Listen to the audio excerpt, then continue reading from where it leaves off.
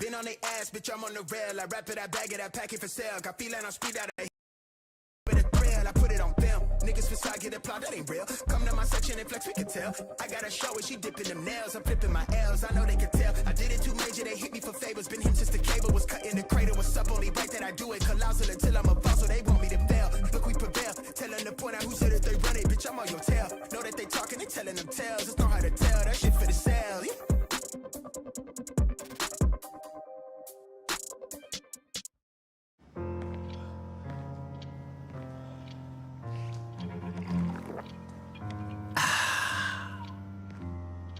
Honestly, I know it's hard to believe, but you have to trust me.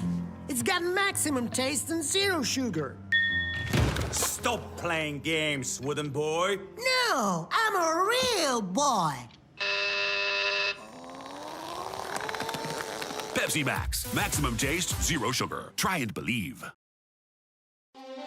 What do you see here? Maybe history, or maybe it's the future. Amarti mi consola. Amami ancora, fallo dolcemente,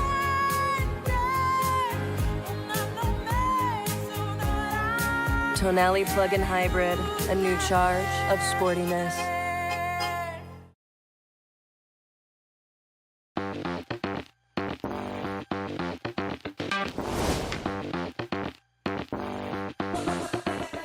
Good evening, everybody. How are you all doing? We are back for some more awesome racing action for round number 2 for Div 1, which obviously includes no assists. And we're back for Singapore. And joining me once again is the lovely Mr. Mike. Mike, how are you doing? And what are your thoughts and opinions about this track today? I tell you what, I'm very excited for this one. Singapore is a one that always does provide some fantastic racing over the course of any league race or team event. It always throws a different dynamic into the mix because it's a track that has a lot of overtaking opportunities, but also has a high risk, high reward element of the walls and that. And obviously with the new layout, obviously they removed the turns 17, 18, 19, and essentially, instead of it being called turn 20, now they've narrowed it down as turn 16. And of course, they shortened the distance from 5 kilometers to 4.9 kilometers. So the track's a little bit shorter, but it does mean that we will be seeing more close action because there's less of a DNF rate now around this circuit with those couple of corners taken out in the final sector. That is very, very true, and I will definitely not disagree. We have definitely seen with this game, with the update of the new track of Singapore, there's actually been a lot of not a lot of DNFs, less DNFs, as of course we know with that chicane part when you go under the bridge. There was of course a lot of DNFs because driver kept locking up, or they kept going straight on, or just driving into the wall because they couldn't control their car. But now that section's gone, like you said, Mike, less DNFs, and lovely to hear. We are getting ready to go for the lobby and for a lovely 18-minute qualifying session. So, Mike, just to get me updated and refrained and refreshed in my mind, of course, I missed round 1 about, I believe, 2 weeks ago. How was it? What was qualifying like? And do you have any particular favourite team yet? Well, I mean, round number 1 was a very intriguing prospect. Obviously, we had Braddock's, I believe, taking victory in round 1 with Morbach in second place and NLR Kiki in third. But yeah, I mean, it was a very intriguing race. There was not a lot in it when it came to the end. Obviously, ET8 were working well as a team. OP Racing were working together as a team pretty well. NLR were obviously doing well, as are CPI as well, who are, of course, coming into this season as, I'm guessing, defending Division 1 champions, because, of course, it was just the one tier last season, so I guess they are the defending champions for this tier, but they're doing well as well, currently in P4 in the standings, and yeah, honestly, it's close at the top, and then you got like the battle in the midfield, which is very intriguing as well. The likes of GT10, IRT, GL, and what's called Team Formula Racing. They are definitely going to be a spicy prospect over the course of the season. I can assure you of that. Well, that is absolutely lovely to hear. But I guess we move on to the qualifying session with some McLarens leaving the pit lane, as we know, known as X Esports. As you said, CPI champions of last season. Can they potentially defend their title? Let's find out in round number 2, and just see how they get on as a team, and keep an eye, like you said, on that midfield battle. Yeah, absolutely. And of course, I believe we are missing one driver at the moment, as GT10 Vita has retired from the session in the pit lane already. I do believe, because I don't believe he's come out of the pits. So Vita retiring in the pit lane, so his session's over and done with. Maybe a qualifying ban that I have missed somewhat, but yeah, not good for Vita this early on being out of the qualifying session, because you really need to get laps on the board around this circuit. 110%, because obviously with how narrow and tight some corners are, how close you get to the wall. It's a little bit like Monaco, you could say, how close you get, as we see the Alfa Romeo right now on a outlap, and oh my goodness, he extremely got very, very close to the walls on the exit. I believe was 7 and 8. That was very, very close. But the lovely Mike, shall I say, as we have, I believe it's going to be Felix in that McLaren. Did you want to take us on your fantastic track guides whilst he's on a quick lap? Absolutely. Of course, Felix one strapping on a set of the C5 soft compound tyres. Of course, the C4 medium, C3 hard compound tyres also available for this race, as the intermediates and the wet compound tyres. But coming through the final corner to get the lap underway, DRS wide open now as we come down in towards turn number 1. Breaking down, making sure you don't take too much of that inside or outside curb as you go through turns 2, and avoiding the inside curb at turn 3. Now on the exit, a little bit of a kink of turn 4, now into the right-hander at turn 5. Important to get this corner correctly, because it really does launch you onto the DRS straight as you come down the long straight through turn 6. Now breaking down into turn 7, around 100 meters out, and of course getting through that very nicely. Now into the very dangerous part of the middle sector now, turns 8 and 9, where a little bit of understeer could mean that you lose a bit of your front wing, and Felix one has done very well there to avoid carnage. Coming into turns number 10, 11 and 12, of course it was reprofiled years ago, the old Singapore sling, the chicane as it was way back in the day, and if you remember that from way back then, good for you. DRS once again on the rundown in towards turn number 14, middle sector of a 1 minute 3.7 for Felix one, going through turns 14 now. Coming through turn 15. Now, normally this would be where you would turn right and go through 16, 17, and 18, but that has all been removed, and now we got the brand new turn 16 through here now, of course. 17, 18, and finally turn 19 as you cross the line, and it's going to be a 28.5. Of course, times will be a lot quicker than before with the removal of those 4 corners. Yeah, and I must say that's a mega lap time. Obviously, the track very, very busy, but a 128.5, a very, very competitive and comfortable lap time. But running on board with the Alfa Romeo going P1 right now, 128.5, absolutely stonkling lap there. But I say that, and then his teammate Fraser does a 128.4. So 2 and 3rd, very, very close against each other, not far apart from second gap, you could say, really. But never mind, Fraser's been bumped down, and it's now Artem in the Aston Martin for CPI, 128.0. And then it's Nick doing 128.0, almost in the 127s. But lap times coming in, and drivers seemingly very competitive. But some drivers as well, the gaps between each lap time is very, very marginal and very, very close. I was not expecting the 128, but of course, no assist, which includes everything. So everything is turned off. I think it's going to be amazing tonight in Singapore. Absolutely fantastic. Yeah, absolutely. And of course, with it being no assist, it does mean that one mistake, one little miss brake zone, and you run deep, and that's over and done with, but we're into the 27s already. Azim for ET8 up there on provisional pole by around about a 10th and 200ths, I believe. Exactly, and our second driver now in the 127.9, and it's Max. But never mind, hold the phone. Nando going even quicker on the track right now, a 127.6. So drivers finding lap time on the track right now as the track starts to ramp up. And can anybody else compete for the top, I don't know, 1, 2, or 3? And Sem on board with them as I cross the line, P10 for them, a 128.3. And then it's just going to be the Red Bull down in P18, who seems to be going faster in Sector 1. But of course, we're not too sure on that, and I can't confirm that straight away. So we have to wait till the end of the lap time. But so far, riding on board with the driver, they're doing very, very well. Now coming to the lovely hairpin section of Singapore, down at turns number 13, getting very, very drastically close to the wall. Obviously, DRS, if you look on the back of the rear wing, activated right there. What a lovely camera angle, may I say. But they have got traffic ahead of them, so hopefully both Mercedes drivers will politely move out the way, and they do indeed.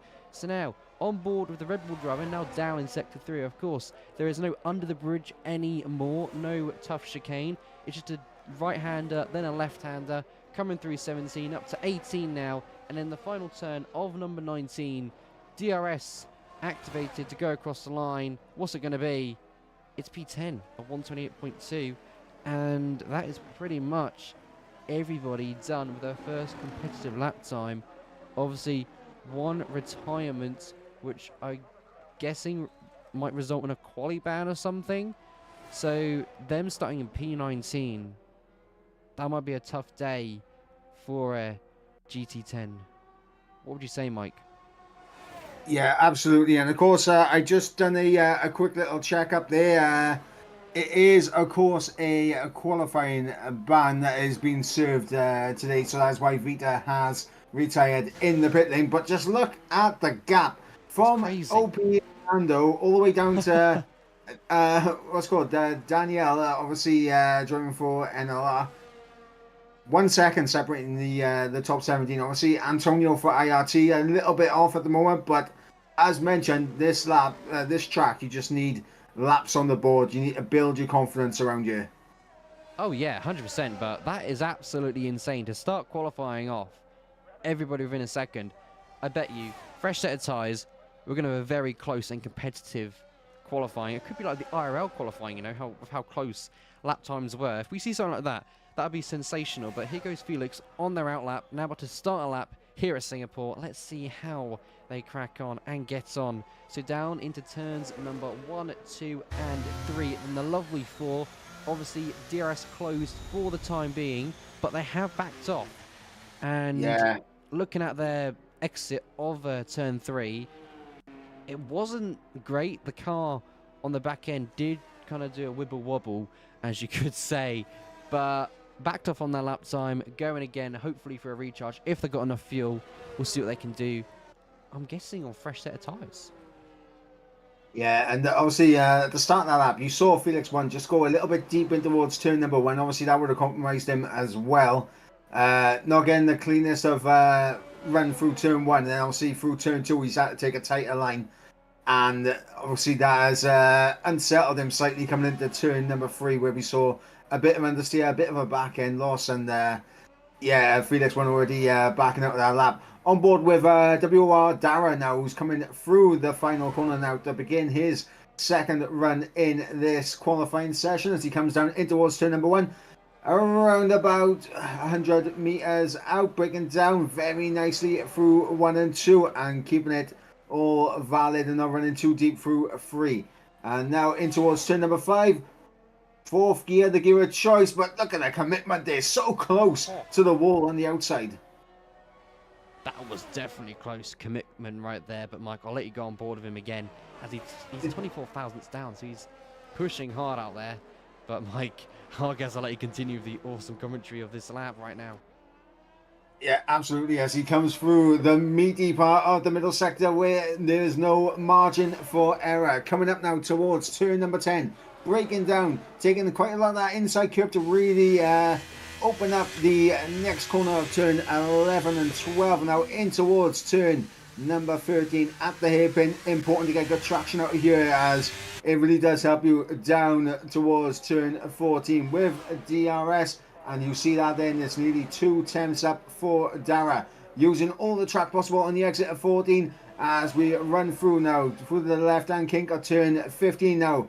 The braking for 16 as we break down here. 4th gear there for Dara as he comes through 17 and now in towards 18 and 19. The double left-handers cross the line. Dara up to P9, 4/10 improvement. That's a pretty impressive lap time improvement, if I may say so myself. Now, on board with his teammate, who's in P13 right now, and they're up on their lap time, but they're not up by much. This is like milliseconds, kind of like lap time he's finding right now. But obviously in Sector 3, coming up to turn number 18 and then 19, he's going to get the DRS activated before the start and finish if he keeps it all smoothly together, and he does. And he improves by a tenth. He doesn't improve on position to stay P13, but improves in his lap time. It just goes to show how close the commitment is and where drivers are finding the lap times. And like I say, Felix, they've just finished their lap, I believe. Or they're starting on a I'm not too sure. I'm on board with Ryan, and this looks like a potential to knock Nando off provisional pole here. Coming through the final corner, and he goes P2 in the end. So 3.5 improvement from Ryan, and it's an OP 1-2 right now. There you have it, OP 1 and 2. Fantastic to see right there, dominating and qualifying at Singapore with 6 minutes remaining. And just to confirm, Felix down in P15, they are not on a potential lap time as they've got hardly no battery, so they'll be back into the pit lane and probably going on one more qualifying run potentially if they find lap time. Anybody else we could see on a potential improvement? Maybe GT10 down in P16. They are coming across the line now. Well, no, P14. It's not bad. That's a pretty impressive lap time. Like I say, they're going to be close because look at the times on the time screen right now. 27s, 28s. Everyone is almost within a second. Well, they should be within a second, I believe. Oh, it's 1.2 separating the 1.2 separating the entire field right now. Obviously, Antonio found a little bit more time going to the 28s, 28.8 for him. Obviously, his teammate Smalley Ball's just ahead on a 28.6 and about a second off of Nando's lap time that is currently the provisional pole sitter. TF10 Max currently in P2, splitting the two OP drivers right now. So, I mean, absolutely incredible from Max here on the 27.6 as well. It is very close, and I just want to point out, Artem and NLR Justin's times identical, but Artem set it before, so he remains ahead of Justin. I mean, that is absolutely fantastic how TF10 have managed to put their driver in P2 and split up OP. So, like I say, this qualifying can get quite intense because look how close the gap is between 1 and 2. It's crazy. And I've just realised as well, just to confirm, P5 and P6 have the exact same lap time. That's incredible. You said that. Oh, did you? Yeah, it's all about Artem and Justin having the same lap time. I probably wasn't paying attention to that because I was on board with Max, but oh well. I appreciate you saying that. I'll say it one more time just so people understood what we were talking about, but mostly the likelihood is that they did, but obviously me being me, an absolute, what should I say, nub, just not paying attention. But, we'll blame the accent. We'll blame the accent. It's the Welsh accent, don't we? Exactly. We'll just blame the Welsh accent. As we see a busy track right now with 3 minutes and 40 seconds to go, so it's going to get quite intense. But before we ride on board with the drive to start their final lap here at Singapore, a quick update in the Twitch chat saying VJ is saying debut race for TF10 moving forward. They replaced TFR. Very, very competitive field. Now, how could that play out, Mike, would you say? If they've been replaced, obviously they replaced another team coming in on round 2. Still a long way to go before the season's over. Could TF10 do any potential damage and be scaring any other teams on the track? I mean, potentially. I mean, we saw what happened last season where I believe it was ORT, who joined the season late in last season. So, and they managed to almost get themselves ahead of the likes of a couple of teams. In fact, I mean, they were on the back end of potentially challenging the likes of ERT and LRN last season. Of course, ERT obviously not in this tier, neither LRN, but yeah, I mean, new teams definitely coming in could really throw a spanner in the works. Max right now doing absolute business for him up in P2. His teammate Giovanno, I have commentated over before, and I know he's a very good driver, very quick driver as well. As Fraser is about to get himself underway, and that is probably not what he wants, as Justin picks up a 5-place grid penalty. For illegal blocking. So that could potentially be a lobby restart, or it might not be. We'll get confirmation after qualifying is done and dusted. But oh my goodness! I don't know if you saw that, Mike, but on my screen, it looked like Fraser smacked that wall, and he's a 10th down on his lap time right now. So he might be backing off, or he may be trying to push as hard as he can, as this is the only final chance he can get a lap in on the board before we're done and dusted, but he has backed off completely. He got extremely close to the wall, and I think he might hit it. I think he might. So let's find some other drivers on a lap right now, as we see Satcher down in P12, and we've got McLaren ahead of them. They could be getting a nice lengthy tow, but I don't think they're close enough to get the tow. But they're 3 milliseconds up on their lap time right now as they leave Sector 1 to go to Sector 2. We've got some, I'd say, some tricky corners to slightly navigate, but they've done it to perfection. Let's see if they can improve, as someone has retired from the session, and that's going to be a Haas who's actually crashed at turn 3. Interesting, must have gone off there. I'm currently on board with Danielle, currently in P10, a bit further up the track compared to Sasha. Yeah, Danielle 10th up as comes in to turn 16, now through 17. And obviously a couple of cars getting out of the way. Very well done from them, being able to move out the way as Danielle now to the line, up to P8. It's fantastic. Absolutely amazing. Satcher is 4 tenths up on their lap time. Could they get up any higher on the grid? Let's have a look as they come around the final corner to the finish line. And oh my goodness, they do. 5 tenths up and goes P3, a 127.6. That's an extremely close. And saying that, Artem, a 127.6. How close do you want to get it? This is feeling like the IRL. IRL F1 right now as Nando crosses the line. A 127.4 improves by almost a massive margin, but qualifying is not done just yet. Let's see, can anybody else compete? Can they, Mike? What are you thinking right now? I just went on board with Azim, who made contact on the exit of turn 13 with the wall, so he's not going to be important. His teammate, though, Braddock's on a flying lap right now, getting a little bit of a tow from his teammate, so that's going to help him out massively on his final run as he comes down into turn 16. Braddock's now through 17, getting that car rotated. He has a car up ahead of him, obviously the Alpha Tauri, who crosses the line. I believe that was Boyo Lulu. And unfortunately, Braddock's improves his lap time, but not his position. Now, can TF10 give any trouble? His teammate goes to P7. What about Max? Can Max find any lap time on the track? No, they can't. They can. They improve.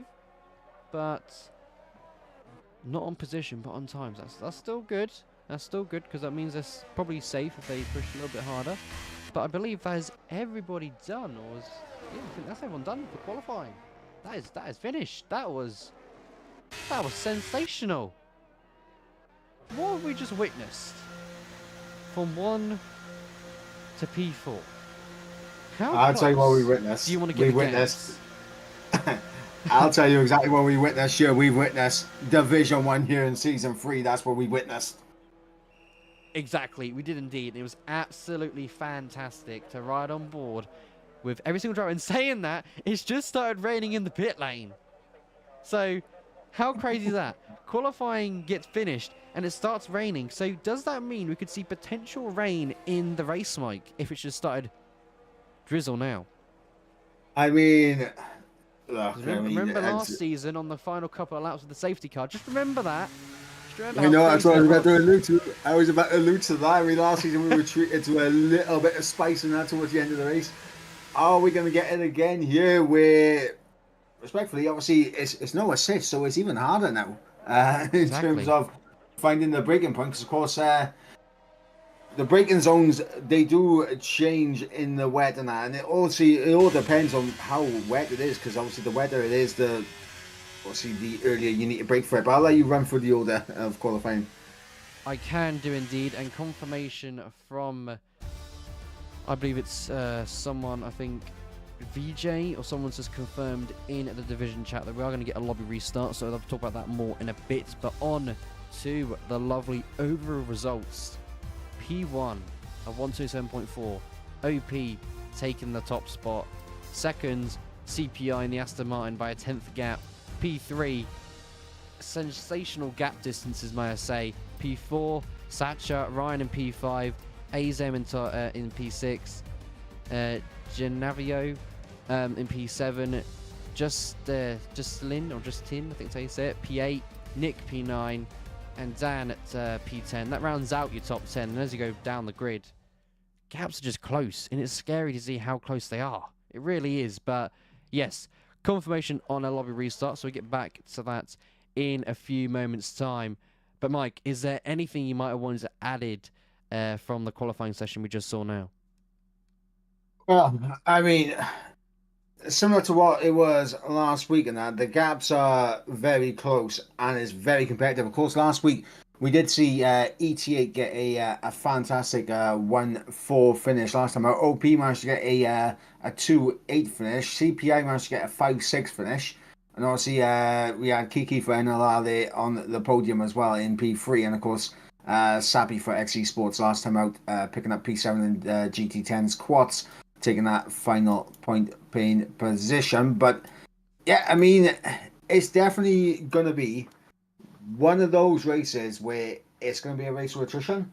That is for sure. And it's going to be who can avoid mistakes here.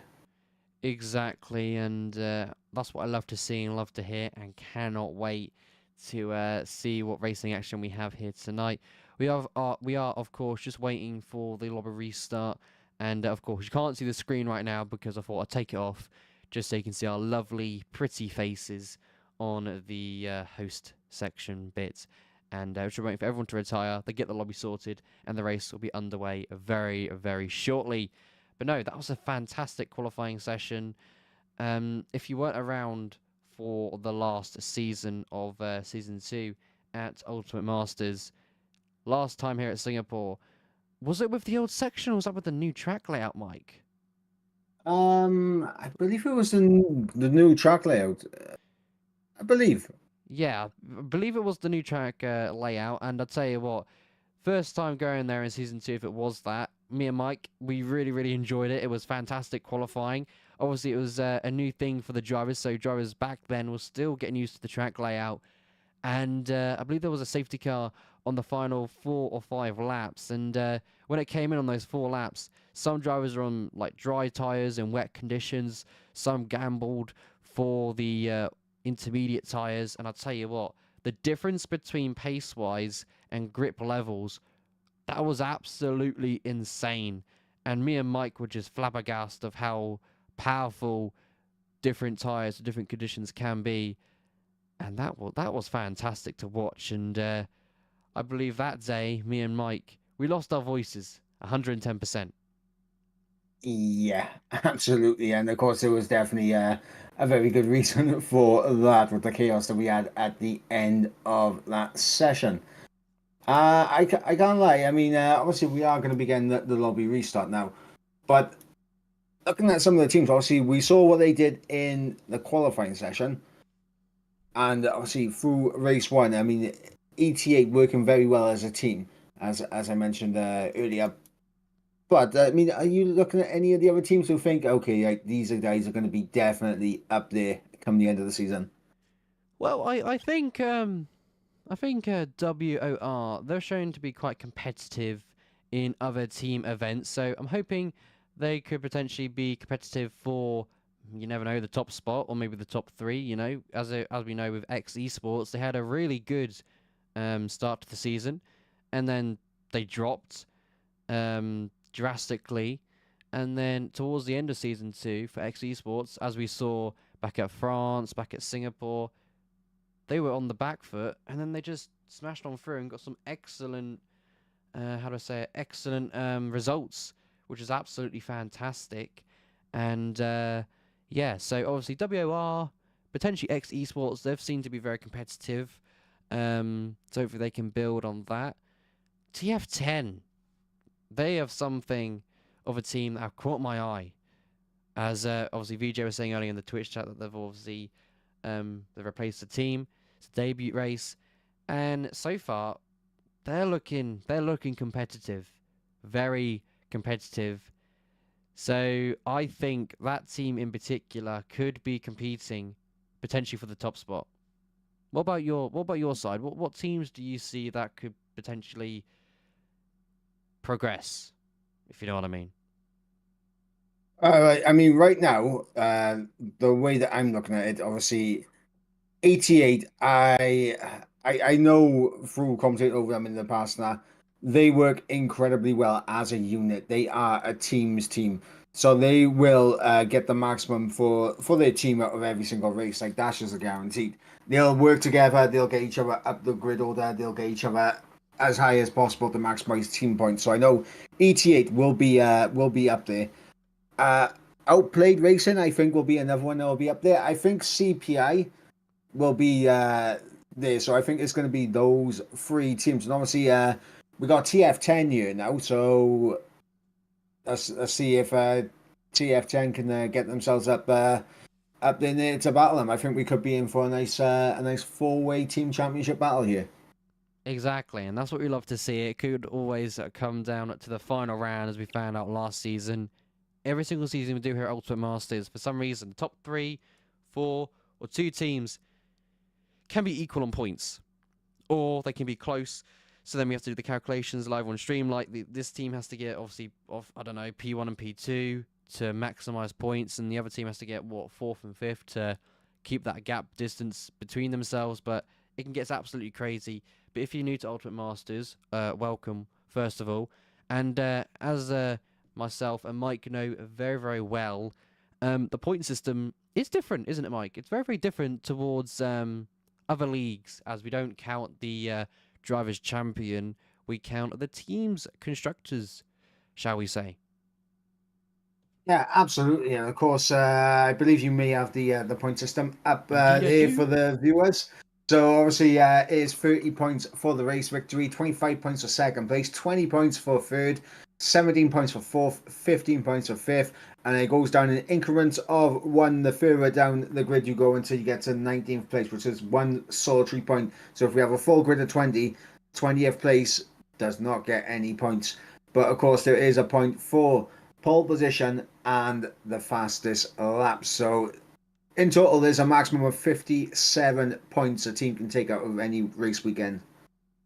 Exactly. That's what we love to see.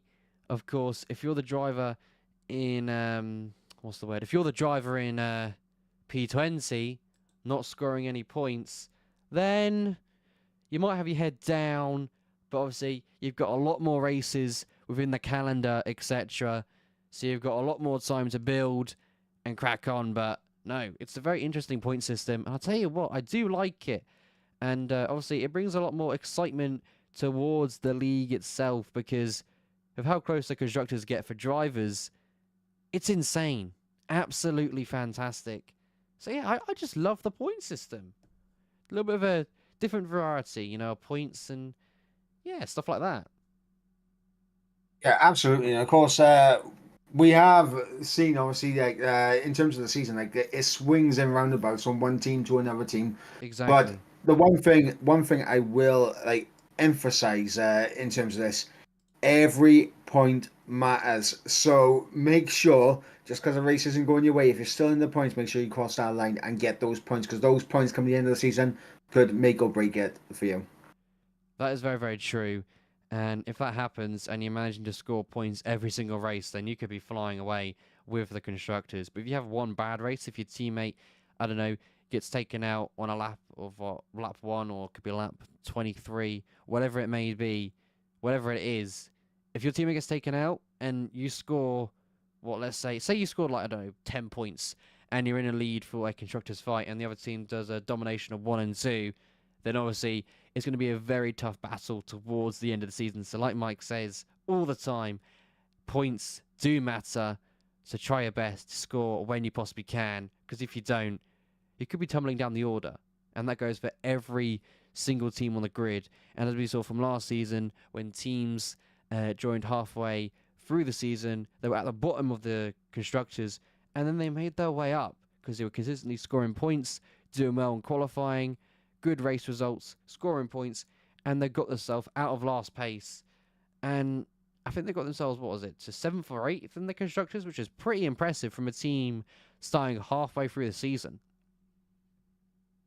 Yeah, I mean, they were definitely in a battle for 7th come the end of the season. It didn't go their way in the final race, so the gap was a little bit larger than probably what it was at the end of it. But yeah, I mean, it really did come down to the final race now for those extra points. And like I said, coming into the season as a new team in the league, all you want to do is just make sure you're consistent. Make sure you're consistent. And last season, ORT with that, and they managed to get themselves a whole heap of points. And this season we got TF10, who should be doing that as well.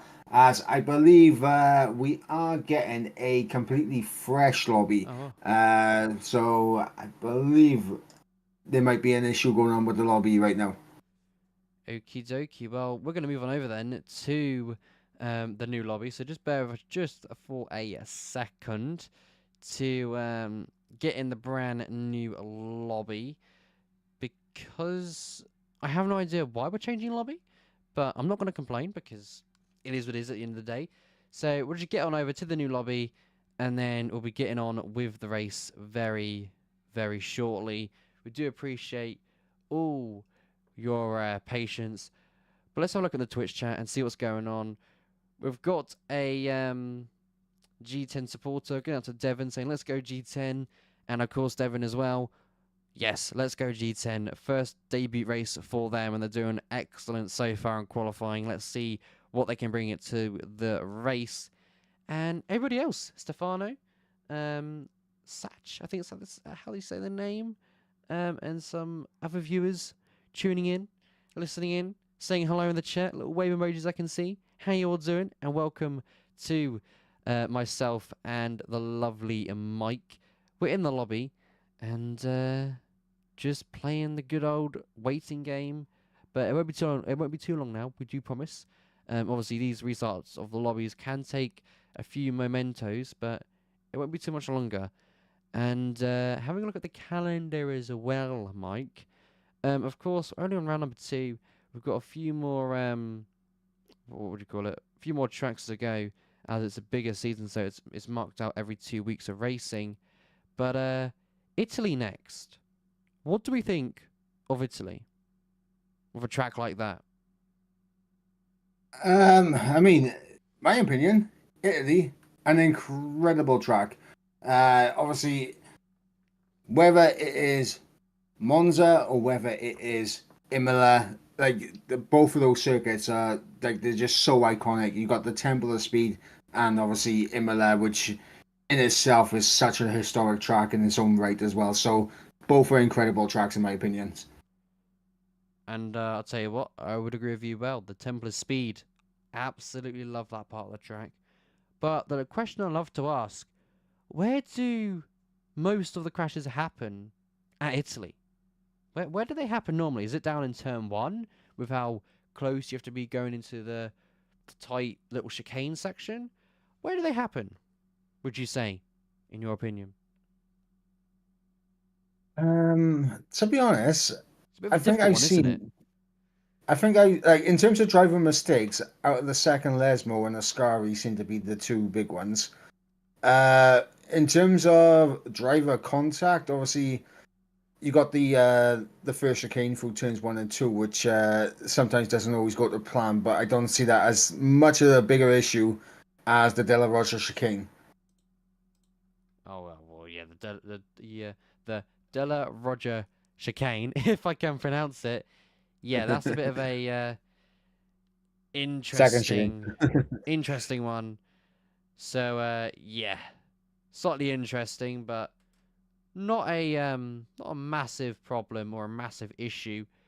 But we will be back very, very shortly after a quick ad break, and once we're back, we should be getting underway very, very shortly. So appreciate the patience.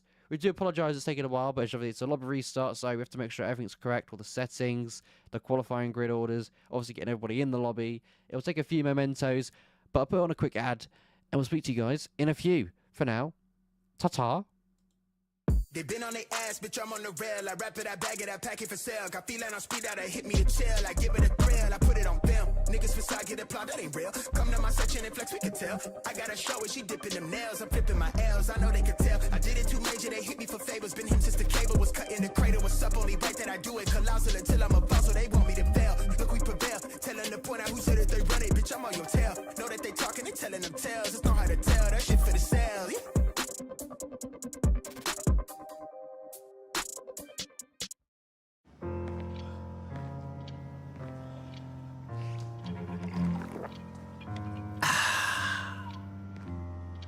Honestly, I know it's hard to believe, but you have to trust me. It's got maximum taste and zero sugar. Stop playing games, wooden boy. No, I'm a real boy. Pepsi Max. Maximum taste, zero sugar. Try and believe. What do you see here? Maybe history, or maybe it's the future. Amarti mi consola. Amami ancora. Fallo dolcemente. Un anno, un mese, un'ora. Tonali plug-in hybrid, a new charge of sportiness.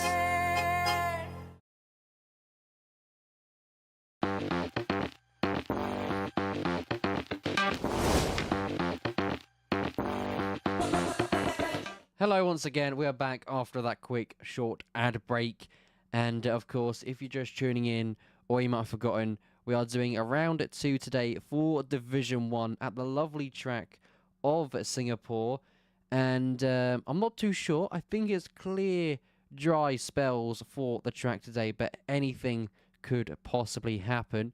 But of course after the ad break we just had right now, we were talking about, what was it? We were talking about Italy, about the next track on the way after this one, about where the crashes could possibly happen, and what our favourite parts of the track are. But Mike, let's go back to this track now at Singapore. Where are we likely to see incidents? At my opinion, I think it's mainly going to be turns 1, 2, and 3. And where would you say the crashes are going to be? In terms of instance, I mean, 1, 2, and 3 definitely could provide a couple of instances. I think turn 7, turn 8, turn 9, obviously side by side through those 3 corners, can get a little bit hairy as well for the drivers. Turn 5 as well, if you're side by side there, obviously the car on the outside may get slightly nudged into the wall on the outside. But if you are side by side around most of these corners, in fact, it's quite dangerous. Obviously, turns 1, 2, and 3, as you mentioned. Turn 5, turn 7, turn 8, turn 9. I would say turn 11 and 12, as well as 13 and 14. 16 potentially as well could be an issue for a couple of these guys, and 17 also. But that's just what's called drivers possibly coming together in terms of an instant. In terms of driver mistakes, honestly, turn 8 and turn 9 are the key corners, in my opinion, where it's driver mistake and that's it, you're in the wall. Yeah, 110%. So let's hope we don't see any of that tonight. But of course, with hard racing, that could probably potentially happen. But lobby restart, not too sure what's going on. but we shouldn't be too long now. We promise. But we'll obviously have to wait patiently and see what happens. But more about the track itself with Singapore. What about the obviously the pit entrance? That's the pit entrance isn't too difficult. I lie, it is difficult because obviously on the exit of 17, you come in, you stay right to the left. But if you get your braking zone completely wrong, you could hop over the sausage curb and bounce yourself out of the pit entrance. And then pit exit is quite narrow and it comes on to the racing track. So could we see any pit entrance or pit exit incidents? Would you say? Yeah, in terms of the pit entry, obviously you have to get that absolutely spot on. Otherwise, you bounce over the curves back into the track, or you end up losing the car on the on the curbs there. But also, if you turn a little bit too early, you can spin your car immediately just by tapping that wall. And obviously, on the pit exit, again, similar situation where immediately you're being spat out straight into turn two. And it's such a tight line to be able to keep it within the lines as well, to not cross the lines and pick up any potential warnings or penalties for crossing the white lines on pit exit. Uh, yeah, like tapping that both of those inside walls on the pit entry and the pit exit, that's it's a nightmare. Indeed, indeed, and yeah, we'll just like I say, we'll pray and see what happens. And the reason why the lobby restart is taking a little bit longer than expected is because some drivers are unable to join the lobby, which is a little bit interesting. Oh, Yeah. I tell you what, I have a topic we can bring to the Oh, please do. to the Please table by do. here. So, this weekend, real life Formula One for the first time ever travels to Las Vegas. Oh What do we yes, of think of that? course. I'm excited. I cannot wait. Las Vegas for Formula One. Oh, I can't wait. I'm 6 excited. a.m. 6 a.m. start though. 6 a.m. start, but Yeah. you know, 6 a.m. start. Am I complaining? Slightly, Yes. because I have a Yes, CBT I am. test at 8:20 in the morning, which will then finish at 3 in the afternoon. So I might be a little bit drastically tired, but it's Formula One. Why am I going to miss a Las Vegas Grand Prix? Because I'm not. Because I'm not. It's not going to happen. You know what I mean? It's just not going to happen. So yeah, I'm Yeah. excited. What about you? What's your thoughts and excitement on that? I think the location and the atmosphere around Vegas will be better than the actual racing around Vegas. I'm not gonna lie. Interesting. That'll be my opinion, because obviously there's certain tracks where it's the atmosphere, it's the crowd, it's the culture that comes with that country that makes that circuit good or bad, like, in terms of like a spectacle. But then of course there's tracks where like the racing is generally not as good. And I think this could follow suit with a couple of them with the like. I'm not going to say it's going to be like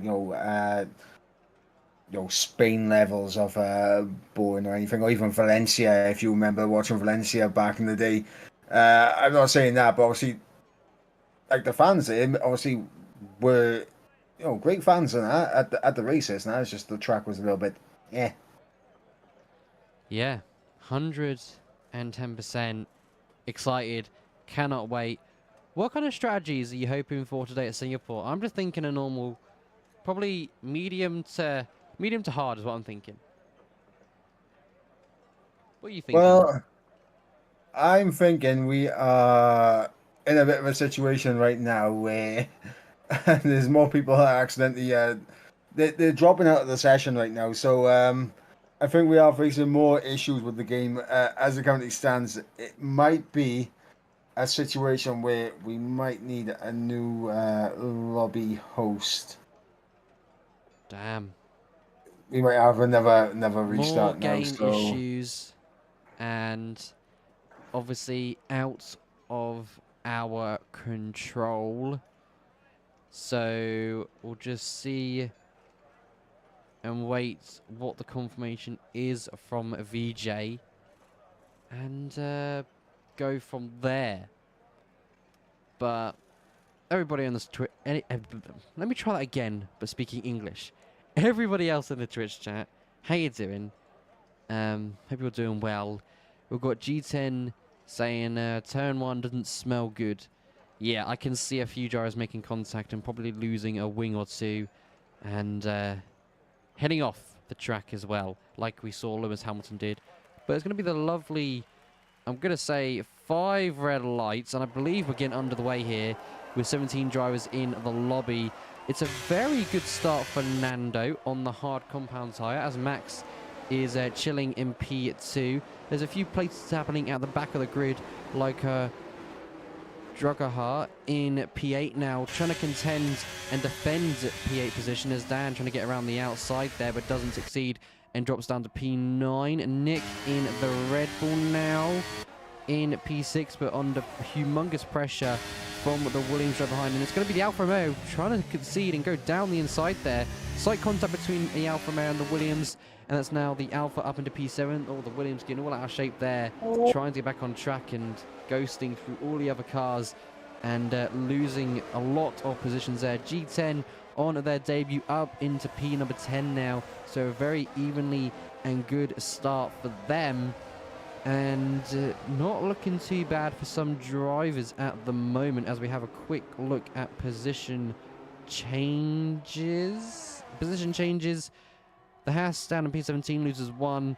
Oh my days, the Williams driver in P12 has lost 6 positions. It's absolutely insane. But it's a very good start for Nando, as we see P9 and P10 fighting, and that's Boyer getting another move done and dusted on those hard tyres.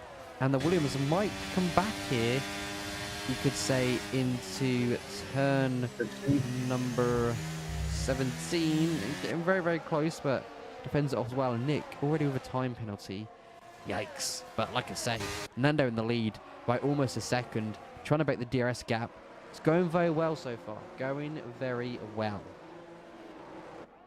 Yeah, absolutely. It looks like Azim dropping away from the top 3 as it currently stands. The gaps are beginning to spread out a little bit.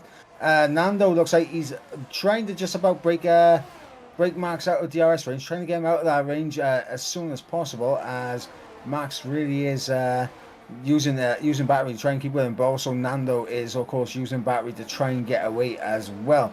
Azim not using much of his battery has already fallen out that 1 second window, which is obviously not what he'll want at this stage. He might want to consider beginning to use a bit of battery now to get back in it.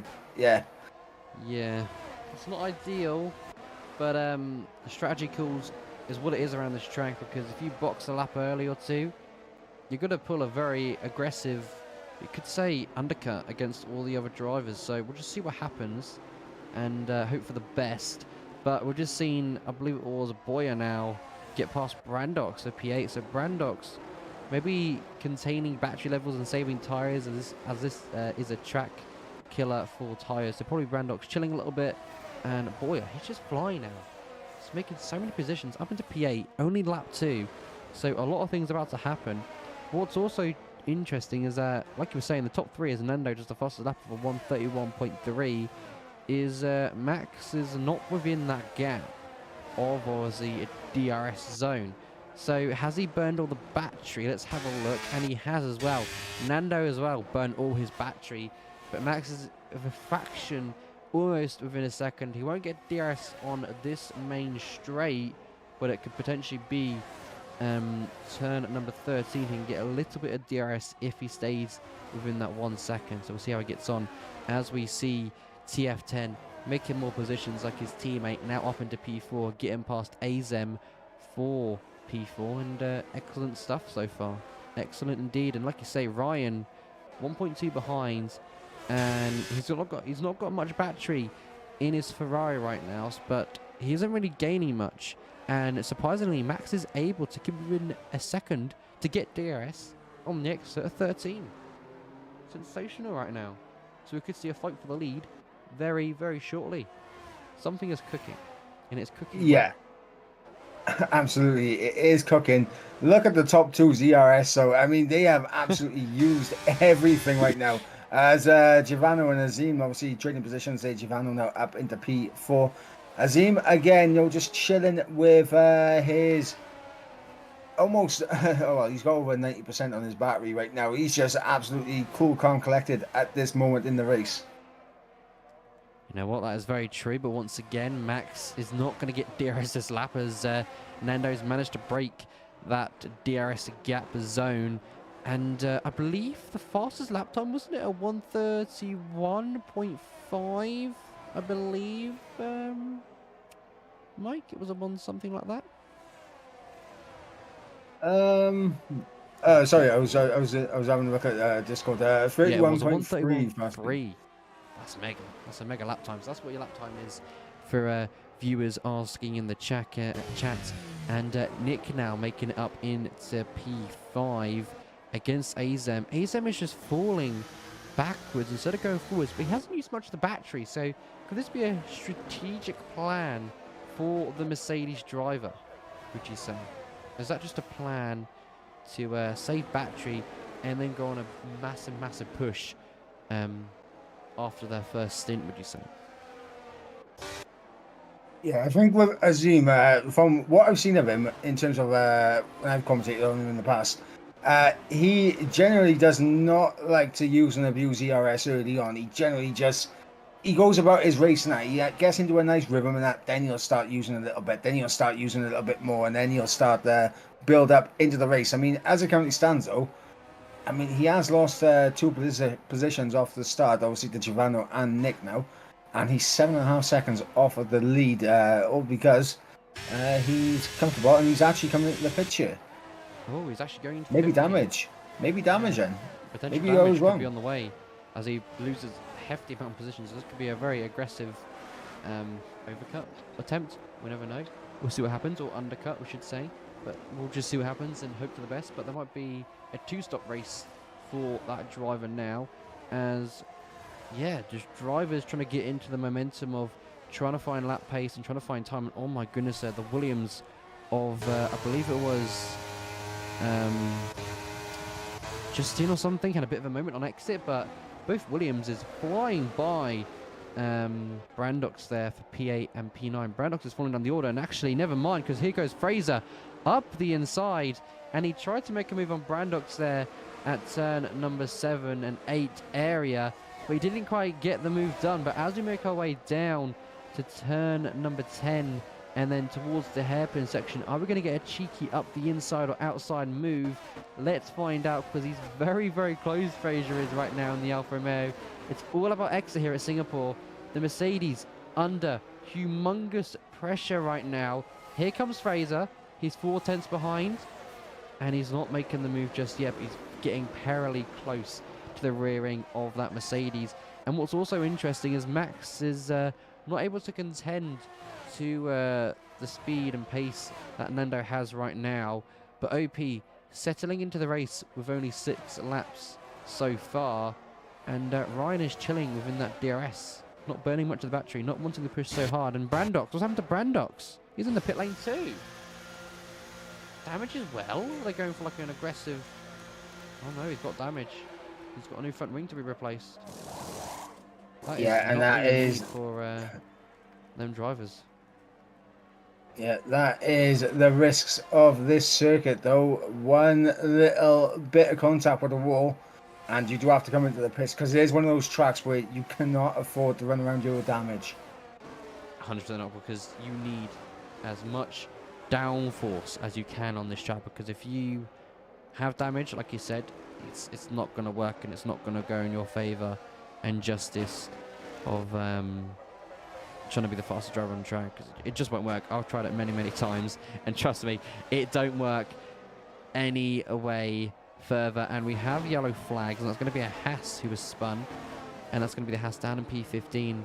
Antonio, I believe that's how you say the name, and they've had a moment. Have they lost their front wing? Let's have a quick check of that Haas, and I think they have. I think they're losing a winglet or two, and they are indeed, which isn't ideal, so they're going to struggle with downforce now. So this could be an easy move, and Anto just lets Azem go by there. And Brandox with his 3-second time penalty, not ideal. Absolutely not ideal at all. As Antonio, as you mentioned, with that wing damage, will definitely need to come into the pits. And what we have right now, we have a little bit of a big old DRS train from GL's Nick. Unfortunately, his teammate wasn't able to get into the session.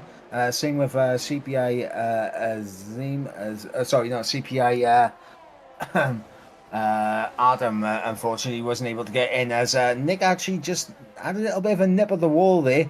So we are down 2 drivers, obviously one from GL and the sole driver from CPI here tonight.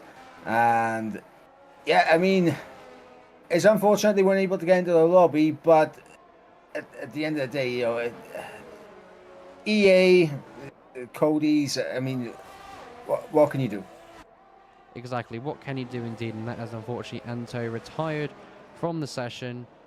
And unfortunately it's quite upsetting, but these things happen. If you have a moment here at Singapore and you lose your wing, you can struggle to get back into this race. You need a safety car to help you out here. So I'm not surprised that they've retired. So hopefully they come better and stronger back at the lovely track at Monza, located in Italy. We'll see how they get on, and we've got more moves happening left, right and centre. Of course, Boyer under humongous pressure, not having the DRS to defend against Dan in the Williams. But Boyer's very, very close here, and I thought he was going to go for a lunge up the inside, but he doesn't, and he stays behind for now. Very, very smart play there from Boyer to get the DRS for the remaining of lap number 9 we go to now. And may I just say, Ryan, is he seizing an opportunistic move on Max to get by here on the exit at turn number 5. But let's have a look and see on the exit there. They both get similar exits, which is pretty insane and pretty interesting. But with 2 tenths going down to almost a 10th now. Here comes Ryan on Max. They're going to go wheel to wheel. Late braking for TF10 driver. They make slight contact, I believe. But Ryan managing to get the move done, but goes a little bit deep. And actually, Max could come back here with the switchback of dreams. And he's going to try and go around the outside. And does he get the move done? If he does, this would be insane. And they're still going to continue fighting as they make their way down. Wow. Max has actually managed to pull that off with Nando up the road of 3.7 seconds. Mike, that was fabulous. And we've got a retirement from the session. That's going to be a virtual safety car. So racing speed will be neutralized as these drivers back up on the grid, respect the delta pace, and wait for green flag racing. But Mike, Ryan and Max going at it. That was fantastic. Yeah, absolutely, incredibly fantastic from Ryan and Max. But Smalley Balls there putting it in the wall, and yeah, unfortunately, it's just the way it goes. And unfortunately, IRT now, both of their drivers at the session. I believe Antonio obviously retired from the session. He got stuck with a default setup, I believe was the issue for Antonio in this race, but it is what it is. I think he had a bit of a lag out of the session moment before coming into the session, and he was able to take control of his car, but wasn't able to do a setup, I think. Yikes. That's definitely not ideal, but unfortunately these things do happen. And now, having a look at this race overview with the virtual safety car now done and dusted, we're back to clean flag racing, and we have moves up in P5 and P4 once again against TF10 and WOR. But tyres now starting to degrade a little bit, so track grip will start to drop for a few drivers. But what I saw there was Max peeling into the pit lane under the virtual safety car. But what wasn't ideal, as soon Max entered the pit lane, it then went back to green flag racing, shall we say. So definitely not ideal for himself. He's got a lot more work to do, but Max being Max, I don't think he'll be able to go to the end on those medium compound tyres. So now it's definitely going to be a two-sort of strategy for himself. So we'll see what the undercut could be. But both Mercedes drivers, could they be in the range for an undercut? Potentially. But they're also going to be on a two-stop strategy. So strategies need to come into play. and they need to work fast on it, 100%. But right now, it's just this momentum game of when pit stops start to happen, and just a waiting game as both Ferraris, we saw in qualifying, Mike, that they were OP. Even as the name of the league, they are definitely OP, shall we say, because they were OP in qualifying, and as we all know, so far it's a 1-2 for them in the race itself. Ryan's got a gap for P3. It's around about 3.5, and his teammate ahead of him by 4.7. And TF10 Max, a 3-second time penalty for multiple warnings. Max will not want that penalty, but at the end of the day, it happens. He's got 3 seconds now. If he gets to lead the race, he's got to make sure to keep a gap of 3 seconds to keep the race net lead. But we've got a bit of fighting happening down below, and it's against Fraser and Felix. McLaren versus Alfa Romeo. X Esports versus WOR. Right now, there's no way Fraser can make a move just yet. Probably into the hairpin section, but he's not close enough to get a move done. I say that, and he's around about 2 tenths behind, so he could send up the inside here. But like I say, it's always about the exit at this hairpin. And Fraser, he's so close, but it's not close enough to get the move done. So it stays commencing now. The battle still heading into offline mode, so probably saving battery for the next pounce. Of Boyer as well, doing absolutely fantastic. Right now, he's gone from P11 in his quality position up into P7 on the first stint of this race. Absolutely fantastic. Some drivers on their second stint, which will then go to a third stint, but they will overcut if they keep that pace up. So absolutely fantastic, but not much happening yet, as obviously I keep saying it's into the second stage almost, that they're going to be boxing soon for a fresh set of tyres, so now it's a little bit of a DRS train, but Ferraris are just running away at this point. But what's interesting is Nick is closing the gap down towards Ryan, so even if Ryan's coasting or lifting for fuel, or he's just chilling on the tyres or saving battery, I don't know what he's doing, but that gap is coming down slowly. Yeah, I think with Ryan, obviously, he's at a bit of a gap right now where potentially, I mean, if they're communicating both Nando and Ryan, they could potentially go for a double stack in the pit stops. So maybe trying to get the gap at a decent enough where he's safe from Nick and behind, but also can get that double stack with Nando, so he's not staying out an extra lap. Oh, 100%. I mean, that'd be a brilliant strategy call from the pair of them, because that means if they do a double stack and they don't get held up, that could be an OP strategy, and they could take the race lead. One of them could take the race lead, one of them could take P2, because as we know, and we keep saying this over and over again, of course, Mercedes and one of the TFM 10 guys have boxed already, and maybe GT10 and P13 potentially may have boxed. They will probably come out ahead of the drivers as their tyres start to wear off. They'll start to get a little bit quicker than the rest of the grid up ahead, as of course not older tyres, but obviously they have to box again. So Ferrari right now, it's looking very strong for them. It's looking very, very strong, and that's what we love to see. But we'll just have to see what happens as P4 gets a little bit wobbly there on exit. I believe their rear is now starting to collapse with how heavy tyre deck is on this track. But they have the DRS to close up on the Red Bull, but they're around about 7 tenths behind, 6 tenths behind, and as soon as it closes into the braking zone, they're going to be 5 tenths behind, and there's not much the Alfa Romeo can do. But Boyer being overtaken by Justin in the Williams right now for P7, but Boyer not making the move there as he wasn't close enough. Pretty smart there, not going to lie. But GT10 doing fairly well in this race so far. We'll have to wait for more action later on. Absolutely, GT10 Boyo Lulu doing very well at the moment. I think Vita's having a bit of an opposite kind of race to Boyo Lulu at the moment, in terms of being down there in P13. Of course, overtaken by Max, who's already made a pit stop, and only around 10 seconds ahead of Azim, and about 12 seconds ahead of Braddock's, 12-13 seconds, as Giovanni and Danielle, they were battling it out, and I believe Giovanni able to hold off the NLR driver there through turn 14. So Danielle's starting to put a little bit of pressure on Giovanni now for P5 in this race. Exactly, As Boyolulu is dropped several positions there, and yeah, I'm not sure what's going on with Boyolulu. Did he go off track at all, maybe?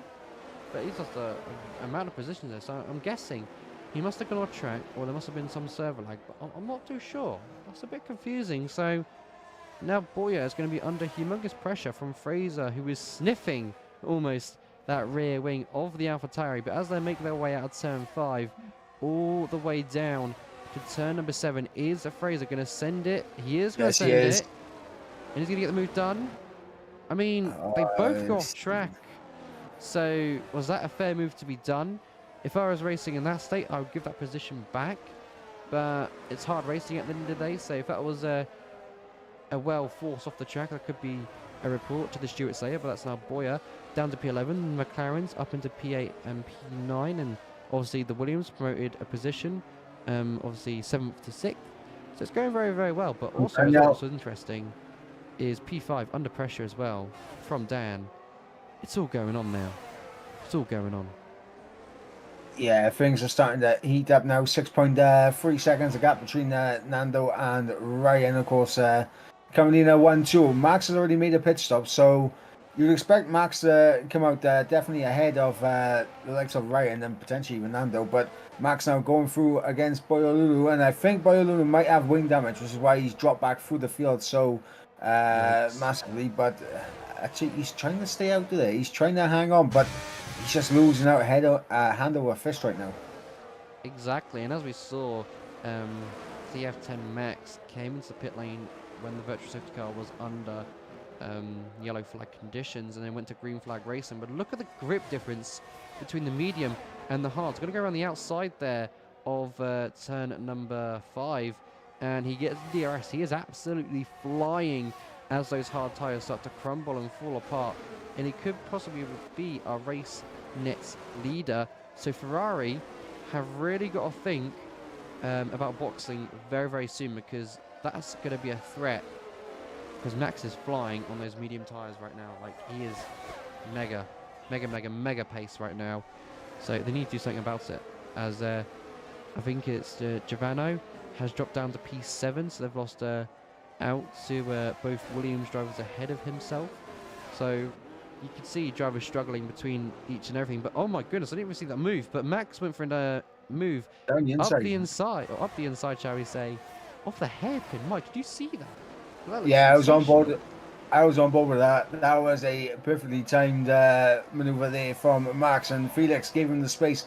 Azim out of this race, and looks like he has crashed out at the hairpin, as we were just mentioning it, and yeah, Azim there out of this race, ET8 down one driver. So I mean, yeah, Felix in, and it's getting a little bit testy for a couple of these drivers out there now, as yeah, everyone needs to keep themselves focused on the job in hand. But as it currently stands, does look like a few mistakes are beginning to creep in from several of the drivers out there. Maybe obviously the restart in the lobby has knocked him out of a rhythm in this race, as Max gets through on Giovanni up into P7. Now goes a TF10 driver, and not only that, I want to bring something else to the attention by you. Danielle has lost a lot of time, because now Justin's over the back. He has. So has he got damage on his car as well? Because with Danielle holding his teammate up, has really cost him some valuable time. I've been watching that gap drop and drop and drop and drop. Well, same with Giovanni as well. Giovanni actually is falling down the order. They were battling for P5. But here goes the Alpine. I thought going to make contact there, but they didn't. But Max tried to make for a risky gamble there, and maybe he's being a little bit too risky. But he's going to stay behind the Williams driver for the remaining couple of corners. I say driver, I probably say drivers, and Max will get probably a fantastic exit and get by the pair of them. So let's see what happens, and no Ferrari is boxing yet. So I'm a bit intrigued to see that, and one of the Williams is in, so it'll be an easy move for Max himself to get up into P4, and he's going to do it right here at turn 1. There's no time to waste. He's got the move done and dusted. Max through up at the P4 now is Max, and now Ryan and Nando will have perfect idea of where they'll come out relative to Max in this race now. Here comes Brandox to take up some positions. Up into P8, I believe. But he's obviously got a box again. Yes, he's going to get the move done on Nick on the exit of the pit lane there. So Braddock does manage to get through. And importantly, he has that 1 second gap to Nick as well. So Nick will not be able to immediately come at him with DRS. 100%. So there you go. Defense is already in Felix place. and Danielle. Felix and Danielle, though, as they're going side by side now on the run down in towards turn number 7. Felix gets through up into P10. Goes the Esports driver. That 1 lap undercut made a lot of sense for the McLaren there. And Danielle, unfortunately, for NLR, falls down to P11. Unfortunate scenes. Unfortunately, I didn't get to catch that lovely battle because for some reason I went on board with Giovanni down in P12 and not Danielle because my game said no, we're going to switch to that one instead. So I was looking back on the camera. I'm thinking, why can I not see the battle? Yeah, my game had a bit of a moan, but here comes the Red Bull now of Nick, and he is seemingly a lot quicker for a better exit than the Mercedes, who's on older tyres, and he gets up into P8. And we've got drivers now into the pit lane like Druggerhart and Ryan, Justin, Semi, Boyer, and Nando has stayed out. Surely Nando is going to box this lap to get a fresh set of tyres on, and then Max will be your provisional. I say provisional, he will be the race leader of this race, but can he maintain the race lead? We'll find out. If I was him, I would box as well at the end of this lap. I think Max should box like this lap now, with how much pace advantage he's got, because then he'll be in a fresh set of medium. But is that the right call? What's the situation here, Mike? Well, this is where things are going to get interesting. Obviously, Max will take the race lead. It all depends, in my opinion, on how Max can hold that gap to Ryan in behind him, and obviously how he'll fare once Nando starts chasing him down as well. Because obviously, if he comes into the pits right now, I believe he would come out, I want to say, in the middle of that train right now between Nick, Dara, and Felix, Braddock, and the rest in that train. But he needs these trains to break up a little bit, just so he can get himself a little bit of a pit window. He can come out in a bit of fresh air. If he doesn't get that fresh air, then it's going to be very difficult for him to really come back at the end of the race to challenge Nando for the victory. Now we've got Ryan in the pit lane. TF10 Max taking the lead of this race, as we see a lovely move for Dan up into P7, getting past Brandox. But now, it gets interesting now, doesn't it? Because does Ryan have the race pace to catch Max? Yes, he does. Because they max on older tyres by around about, let's have a look at the detail, shall we, have tyres? Let's have a look. So, 9 laps Max has. So Nando has a 9-lap advantage on a fresh set of tyres. Now that's pretty insane.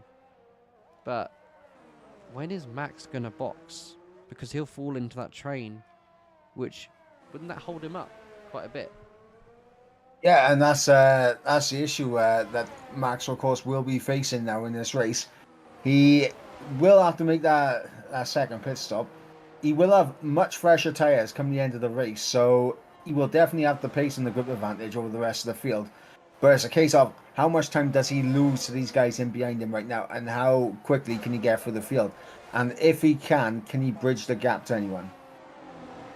To be honest, if he had clean air, then yes, but the way this train is forming right now is like a bus stop park location, you could say. So, to be honest, I can't see him making much progress through this traffic, shall I say. Well, I am going to pull something out of the evidence locker and say he's already gone through the field once when he pitted earlier on. That is very true. To see Semi get past Brandox, and Brandox's tyres, I think they're dead now. I think they've gone off. They are around about 12 laps old. So we've got to keep our eyes peeled on Max.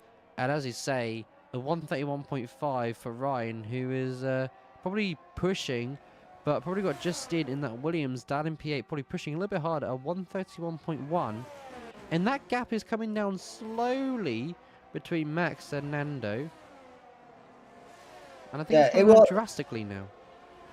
Yeah, it's going to continue to come down. The issue for Max is obviously is the rest of the field. It's coming down as well with the rest of the field, and obviously I believe the pit lane loss around you is around 25, 26 seconds if I remember correctly off the top of my head. But that would bring him out around P10 with Sem. Yeah. So Bring them out yeah, P10, so we'd have a lot of work to do. So I'm guessing he's going to go for the soft tyres indeed, but Nando is even pushing. He is draining the battery, so he is pushing. And Ryan as well seems to be pushing to be with his teammate. Nick, he's pushing and not really gaining on the car ahead. But he's got pressure from the driver MP5. So there's a lot of things going into this, but Max is down the pit lane. Let's see where he comes out. He's going to go on to the medium tyre, so he's going to go for a medium compound, which is probably the smartest thing he could do at this moment of time. So here he goes then. He cannot On the stay out much exit. longer. I think it's going to be, like I said, P10. Or would it be P9? Ooh, what's it going to be? What's it going to 10. be? It's P10. So now Max has got a lot of work to do. But I don't think he's going to be able to contend for P1, as Nando is looking very, very, very racy on those tyres. But Max will probably get a podium here. But he is low on the battery. When I mean low on the battery, I mean low on the battery. Now, we've got Felix and Justin going at it. Into the right hand of number 8. Now to 9. Now to 10, 11 and 12. And then the lovely hairpin section. They can send the car if you're close enough. But Felix being 7/10 behind, he's not close enough to get the move done at all. So let's see what we can do on the exit of the hairpin, because he can gain a lot of time. He's actually, I'd say, lost a little bit of time on exit there. So maybe the Williams team are working together, and so far they're P6 and P5. Nick currently chilling in P3 right now, but obviously he has a 3-second time penalty, so there's not much he can do about that. And then obviously the Alfa Romeo behind, within DRS range, could probably make a pounce very, very shortly, as Nando a 130.0, almost in the 29s. You can tell he's pushing it on there, and you can tell he's having a fun time on the track as well. Yeah, I think OP, obviously, with the issues that have happened here tonight, perfect opportunity for them to take as many points as possible. And I think they are absolutely gunning for maximum points, all 57 of them. And, I mean, right now, obviously, they managed to get pole position, so they have, as it currently stands, 57 out of 57 points. Obviously, the fastest lap could go towards Max when he crosses the line and, starts pushing again. But it's going to be interesting to see what happens here, as Justin and Danielle, they swap positions, both NLR drivers, trading around. Obviously, Justin appears to be a bit more comfortable. And in terms of what that does, obviously, it does release Justin to potentially go and try to go in that 3-second time penalty of Nick up ahead. It does indeed. So let's see what happens and see if Justin has the pace to catch. But yeah, like I say, Nick in P3, 3-second time penalty. The driver behind him has got DRS but isn't pushing hard. I think he's saving his tyres, because I think these drivers know these tyres will be completely dead towards the end of this race. So maybe Max could be a threat, as he's 5/10 behind the car ahead of him. So he's definitely showing some pace on track right now, flashing like crazy on the battery. He's absolutely draining as much as he possibly can, which is absolutely insane. And yeah, look how close he gets to the rear wing of that McLaren as we make our way down to turn 1. Is he going to send it up the inside? He is indeed. Here he goes into turn 1, and late braking, he gets the move done and keeps it on track as well. But the next thing is he going to get DRS on his teammate ahead? And I think he will do as well, which is really helping him out this race by a substantial amount. Yeah, absolutely. And now, obviously, will Giovanni get out the way of his teammate? I think he will, yeah. absolutely. Yep. So he's out the way of his teammate. Obviously, covers off Sam in behind. Giovanni, in my opinion, has to stay with his teammate now. He has to stay with Yes. Max if he wants to get anything more out of this race. Yes, Because it looks like 100%. Max is going to drag him along. And if these two work together and succeed well, and this obviously this is the league which is replacing the other one or other team, shall I say? So they could score some really good, optimistic points, you could say, tonight if they do what they keep doing. And Max is just flying. Look, already going to be within a second of the driver ahead, so you can definitely tell those tyres are definitely changing in race paces. The fresher tyres you have, the more pace and more quicker you can be around this track, which is absolutely crazy. Yeah, absolutely. And Max making quick progress through the field as it currently stands. Lap 23 of 31. He's on the back of Felix 1. Obviously, now Felix 1 has DRS on Danielle, so that could be an interesting one because now Max has to overtake someone who has DRS in front of him. He does indeed, but Max being Max, he seems to be unstoppable at the moment, shall we say. So he's flashing like crazy with no battery, but with how brave he is on the brakes, down into turn 7, he may make a massive dive here, and he isn't. He's going to stay behind. So is he going to make a move here, though? I think he switches, and he switches again to stay behind the McLaren. The McLaren looks like he's going into a defensive mode of defending behind, but obviously the McLaren as well has no battery and has drained all of his. So Max still behind this McLaren as we head down to the hairpin now. Is Max going to do what he normally does and send it? Is he going to send it? Let's see. Yes. And he is as well. Oh, it's close. It's almost That a carbon was copy close of the to movie contact. made earlier. That was almost a wing gone, in my opinion. That was scary. But some good defending from That's all McLaren. But here goes Max again. Oh, there's contact. Oh no! That is not what you want to see from Sem and Max colliding on lap number 23. Or Felix, sorry. Colliding on lap 23. Oh my goodness. Is that damage? I don't think it is. I think he's survived damage. I think so. But what would you say there? What would you say there, Mike? Was there a move there? Was there space? Should have Max waited, or did he make the right time to pounce? If you know what I mean. What are we thinking? I mean, the opportunity of the lunge was there from Max, and I don't blame him for going for it. The opportunity was there, but the issue is that going into the braking zone, he's not alongside the car ahead, and Felix has the right to the corner. So, I mean, it's on the attacking car to make sure he doesn't make contact. And you could see, I believe Max realized halfway through that it wasn't on and tried to back out of it, and it was just a coming together between the pair of them. But I believe that would be more on Max than Felix one. I can't lie. Now you've explained it like that, I would 110% agree with you, because obviously, like, the car wasn't alongside, and I would have potentially just waited. Like, I would have waited, you know, for the start and finish area for overtaking opportunities. So obviously Max having that contact, and I'm guessing somehow avoiding damage, which is insane, may I say. Avoiding damage, but having contact with a driver that could result in a penalty after this race, if that is reported, which is most likely to be. As we have yellow flag, someone's had a moment, and I think that's Fraser. And yeah, but Max having that contact, that's lost him valuable time to the cars ahead. Yeah, absolutely. Once he overtakes Simba here, obviously with DRS, it should be an easy overtake for Max.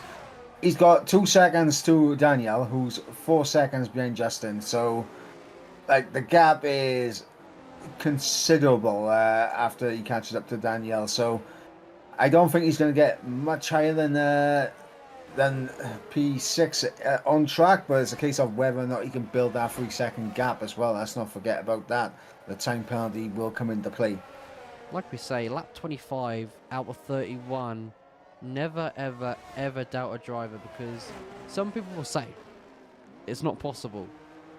But if drivers commit to what they do, it becomes crazily, crazily possible, which is absolutely insane to see and watch, of course. But we just have to play the patient game and just wait a few more laps to see what happens. And yeah, Ooh, I hang mean, on. Battle for the podium about to brew up as Justin's got within DRS range of Nick and Dara here. So it's not over for the podium yet. It's not. So Justin, towards the end of the stint, is finally showing some race pace that he'd love to see. And that Red Bull is right on the gearbox and knit of Draha in P3. It's all coming down to the final few laps now, where tyres will start to fall off, fade off. And here goes Nick. Is he going to make the pounce? I think he's going to make the pounce, because that Williams is trying to make him push on those tyres to get past. And Fraser, not ideal. 3-second time penalty. Yeah. 3-second time penalty. Yeah, unfortunate that another time penalty going the way in this race, and it is going to come down 2 penalties for some of these positions. Obviously, Nick has lost potential for a podium here unless he can get one of those warnings removed, and he only has the 3 warnings. That's the only way that the podium could be going in the favour of Nick here. But what we got right now is a spicy final few laps here for the final spot on the podium. Exactly. Exactly, indeed. And it's a bit scary, in my opinion, because you don't know what to expect. I wouldn't mind a bit of last season reoccurring by here. A little bit of change of conditions. Unlike rain, because rain, I believe, didn't the rain start this lap? I think it started this lap, so you never know. It could happen. It could happen. Just have to wait and see. And unfortunate scenes, it doesn't look like Max is breaking that gap to the driver behind because of how powerful the DRS is, which is quite unfortunate. But he is catching a train ahead. But let's not forget, Nick in this battle. Oh, Nick runs deep. That's going to allow Justin to have a little peek. Oh, just closed in the door there as Justin unable to try and get a move done on Nick. Nick covered that very well. Closed the door on the NLR driver in behind. And ladies and gentlemen, we're starting to see a little bit of nerves starting to creep in. A few mistakes coming from a couple of these drivers as Justin gets a big snap there through turns 10 and into 11, and now in towards turn 13. Needs to recompose himself and come back at these drivers again. He, in terms of ERS, I mean, right now Nick is the man with the most ERS out of the 3 drivers. Dara is at the low end of the ERS spectrum, and of course Justin right now currently sat on around about 40%. So Justin right now has enough ERS to maybe get past Dara, yeah, obviously with DRS as well, but he needs Nick to get a little bit of a move on as well. As you mentioned, that gap between them and Max is closing down as well. Yeah, that is true, and that's also interesting and exciting to see. But lap 28, no pounce made just yet. When is Nick gonna do it? Because if he wants to like overtake, he needs to do it now and just run away and drain the battery. So is he gonna do it this lap? Let's see. It's 4 tenths, and then it's 3 tenths, but he's not close enough. I don't get why he's not making a move, because if I was in my shoes, I would make the move and just try and run away. You know, doing an attempt to run away. Oh, I couldn't. Oh, it's gone deep into the wall, and that could allow Nick. And Nick's still going to stay in there. Still going to stay in P4. maybe He could have had a little. Did he hit it hard, or did he just tap it upon I mean, entrance? it was a tap, but it was a tap on the exit of turn 8 there from Dara, and look at the gap fly down now between these guys and Max. Max getting involved as well, almost to spice it up just a little bit, and Daniel as well. Oh, what is going to happen? Because if these two come together, the drivers behind will make a few positions here. But look at this. Justin is now starting to put pressure, a lot more pressure, towards the front field. All right, so in terms of potential for the podium, obviously you got WOR's Dara, who is currently holding on to P3, holding on to that final podium position as it currently stands. You got Justin within the chance of getting a podium here. All he's got to do is make sure he times the overtake on both Nick and Dara to perfection. You got Max here, who's shown incredible pace on the fresher tyres. Potentially, if he can get ahead of these three, maybe he could pull that gap in time. But obviously, lap 29 or 31. It wouldn't be something that you would be expecting, but as you mentioned earlier, never say never when it comes to Singapore. As here we go, Justin's coming as well. Oh, Hoffer's gonna make the move. I thought he was going for it. When is Nick gonna make the pounce? And here's Max as well arriving on the scene. A four-way car battle for a podium position. Two drivers with time penalties. I wouldn't say they're going to be able to pull the gap in 2 laps. Or 3 laps, shall I say. Oh, look at Max. Max might go for a dive here. I think he will. Down the inside. Oh, is this close? As Justin gives him the room here on the inside as Max on DRS and ERS as he runs down towards St. Fordy. He's coming down the inside, but there's contact. A little bit of contact again there for Max. He's obviously... I can understand the hard racing and the aggression coming from drivers now trying to defend, but was that on the line? Or was it just Max should have backed out once again to make the pounce? But here we go then. Lap 30 as they cross the line now. No one's making any changes yet. You know what this reminds me of? This reminds me of Carlos Sainz, Lando Norris, George Russell, Lewis Hamilton. So could we see the third car in this train take it in the wall near the hairpin like Russell did? Could we see a remake of that? Oh, Nick's just clipped the wall. And if there was an opportunity now for Justin, this is it. He's going to use it. He's going for it. Down the inside. He'll go now, Justin. For P4 in this race, side by side with Nick on the exit. Nick off track. And Max is going to fall through as well around the outside in towards turn number 8. Max and Nick, remember they are battling for position. They both have time penalties to their name. And Max down the inside. And brilliant there from Max getting to P5. It's a spicy battle for third position in this final podium of this race. Is Justin going to be able to get it done? Can Max sneak in and get through and build that gap in one lap? Sadly, I don't think it's possible. But you know what, Mike? When they cross the line, I'll let you take it away for the final lap here. Of course, Ferrari 1 and 2, OP on for a sensational victory only on round 2. So they'll be scoring some good points today. But Mike, as we make our way to the final lap of this race, what are the odds? What are the odds? I can tell you now, the odds are in favour of Justin here as we come around the final corner to begin the final lap of Singapore here for round number 2. As we run down in towards turn number 1, Dara will hold P3 for the time being. Justin will remain in P4, and of course we're going to see a potential overtake down in towards turn number 7. That will be where Justin is going to look for the overtake as he closes up through turn 5 but doesn't get the best of exits. And now with DRS, he's on the ERS, he's on his battery deployment, so is Dara, but DRS is bringing him in. Is he going to be close enough to go for the lunge? No, he's not. He has to sit in behind, but maybe a better exit out of 7 and he could have a look in towards turn number 8. No, not close enough. And I think that might be it. End of discussion. Yeah, Justin unfortunately wasn't able to get that move done, but maybe he can do a TF10 max and have a look down the inside into the hairpin here. Let's see what the run is like through turn 11 and 12 here as we approach turn 13 at the hairpin. And Justin trying to outbrake.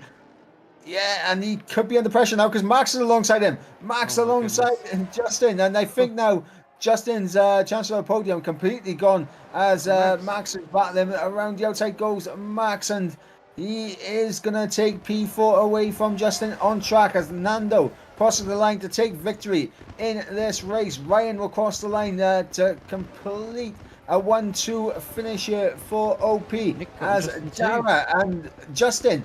Justin has made, I think, a bit of contact with someone because he's had a bit of a moment, and yeah, he's fallen down to P6, but he will take P4. Daniel up into P5, and Max and Nick in 7th and 8th. They do come home ahead of Seam in 8th. Sorry, Nick in 7th and Max in 6th. Apologies there, I said 7th and 8th. But Seam comes home in 8th. Boyolulu in 9th. And of course, Giovanno rounding out the top 10. And in terms of the fastest lap, surprise, surprise, it goes the way of Nando. Well, that was fantastic. And it's only round 2 of this season. If we're going to see racing scenes like that, that was fantastic. And I'm so confused because when I was on board with Justin going for P3, he could have gone for the lunge, and I don't get why he didn't. But obviously, Turn 7 was the opportunity. Yeah. That really was the opportunity. Like, get into the slipstream, use your ERS, use the DRS, close up as much as possible, get right underneath that rear wing, and then pull out and for a lunge down the inside. That was the opportunity, but. I think he went a little bit deep into turn 5, which is why he just wasn't as close as what he would want it to be. So I think that one small mistake is what cost him the podium. you know what? I wouldn't disagree more. But as we've got time, Mike, do you want to take it away with the rundown of the provisional results for the race? Yeah, absolutely. So it is OP Nando with a perfect race weekend with pole position, fastest lap, and the race win.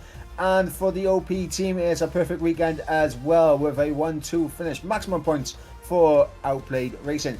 Dara comes home to complete the podium for WOR in P3 with NLR Justin in P4. Danielle for NLR in P5. So a good result there for Neverlast Racing there in P4 and P5. Good result for them. TF10 Max comes home in P6. That penalty at the end and obviously having to pit early with the VSC definitely did put him on a different strategy, and it was exciting, but contact with Felix 1 might come back to haunt him later in the Stewart sessions.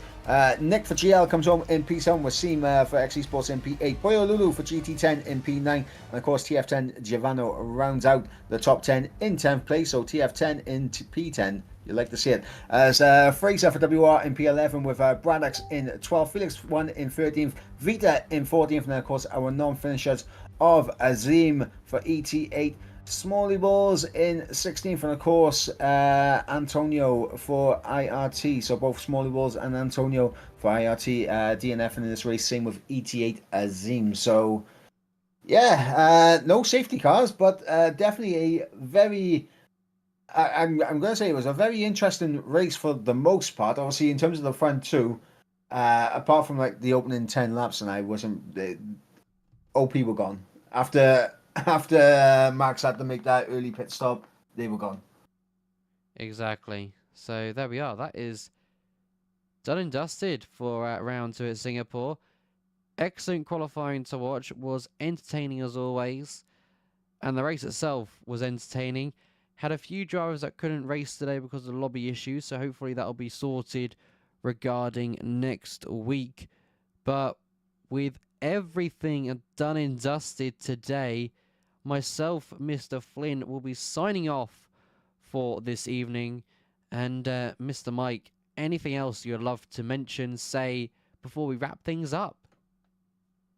No, we will be back for Division 1 in a fortnight's time for round number 3 of the season, which of course will be at Italy as we travel to, I believe it's Monza, the circuit we'll be going to for round number 3. But of course, next week, Division 2 will of course be going underway, as well as the Division 2 drivers do take to the Marina Bay. And of course, we'll be testing their might around Singapore. So make sure you guys tune in for them next week. But yeah, we'll be back in a fortnight's time, and it's good night from me. Indeed, indeed, guys. We'll see you in a fortnight. For now, take care and peace. Ta-ta. They been on their ass, bitch, I'm on the rail. I wrap it, I bag it, I pack it for sale. Got feeling on speed out, I hit me to chill. I give it a thrill, I put it on film. Niggas facade get applaud, that ain't real. Come to my section and flex, we can tell. I got a show and she dipping them nails. I'm flipping my L's, I know they can tell. I did it too major, they hit me for favors. Been him since the cable was cut in the cradle. What's up, only right that I do it. Colossal until I'm a fossil, they want me to fail. Look, we prevail. Tell them to point out who said it, they run it. Bitch, I'm on your tail. Know that they talking, they telling them tales. Just know how to tell, that shit for the sale. Yeah.